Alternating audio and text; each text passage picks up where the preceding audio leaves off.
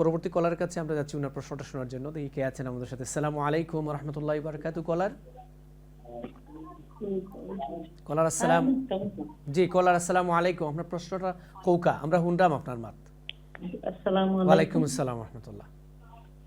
যে আমি একটা প্রশ্ন করতাম আসলাম। জি কৌকা প্লিজ। আমার প্রশ্নের উত্তর আমি কোনো লাইনও তাক বুঝি পাই। জি কৌকা। তো একজন আমার আত্মীয় জি তাই তা গড় একটু বালা করি মানে ইট দিয়া ব্রিকতে একটু দলাম তাই খরচ করিয়া তাই না তো নাই মানে ধনী নাই বাংলাদেশ।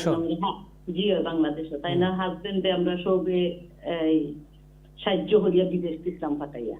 তো হাজবেন্ডে দেই মাত্র মাসও 15,000 টাকা। জি আর এমনি জমিন জামা শোনা জানা কিচ্ছু নাই। তো নিজেরও আমার তখন কত হইলো আমি ওখানে লাগি একটা ফোন করছি যে আমার যে হাত রোজা আইলে তো আমরা যে হাত দেই সৎকা দেই ফিতরা যত তো দেই গরিবরে দেই নিজের গরিব হোক আর বাড়া গরিব হোক সবরে দেই আমরা। তো ওখানে আগে আমি ও প্রশ্নের উত্তরটা জানতাম আসলাম যে ই মানুষের তাই তো অনেক গরিব রইলেও মানে জামাই বিদেশ যাওয়ার কারণে 15,000 টাকা মাসও পাই। তো তাই নখন খরচ করিয়া বাংলাদেশও কিস্তি আনন্দ কিলান আমি চিনি না। তো কিস্তি আইনা বলে তাই গড়টা আরম্ভ করছেন আর সবরে নিজের সবাই তো এনারে কইছো নাকি যে না আমার এগুলো তো তখন পারো সকলে মিলতে জি জি জি।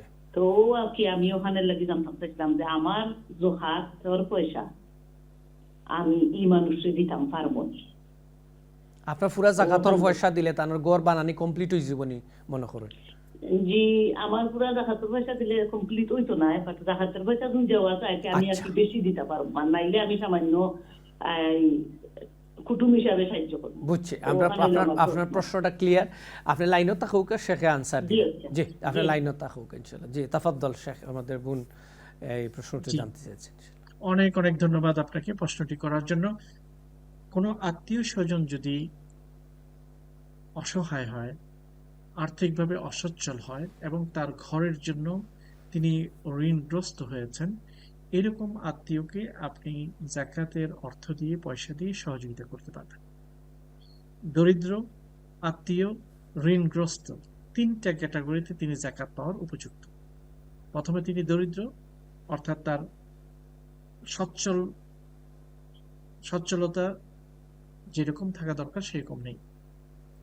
2 নম্বর হচ্ছে তিনি ঋণগ্রস্ত, কারণ ঘর তৈরি করার জন্য তিনি ঋণ করেছেন। এবং তৃতীয় হলো আপনার আত্মীয়। এই তিনটি ক্যাটাগরিতে, তিনটি পর্যায়ে আপনি তাকে যাকাত দিতে পারবেন, কোনো অসুবিধা নেই। তাকে যাকাতের মাধ্যমে সহযোগিতা করা যাবে। বিশেষ করে যারা আত্মীয় তাদেরকে যাকাত দেওয়ার সওয়াব দুটো, একটা হচ্ছে যাকাত আদায়ের সওয়াব, দ্বিতীয় হলো আত্মীয়তা রক্ষার সওয়াব আপনি পাবেন। এখানে আরেকটা বিষয় হলো ঘর, থাকার জায়গা। ভালো একটা থাকার জায়গা মানুষের মৌলিক একটি অধিকার, মৌলিক একটি প্রয়োজন। আর এই প্রয়োজন পূরণের জন্য, মৌলিক এই প্রয়োজনটি পূরণ করার জন্য যাকাত দিয়ে সহযোগিতা করা যাবে।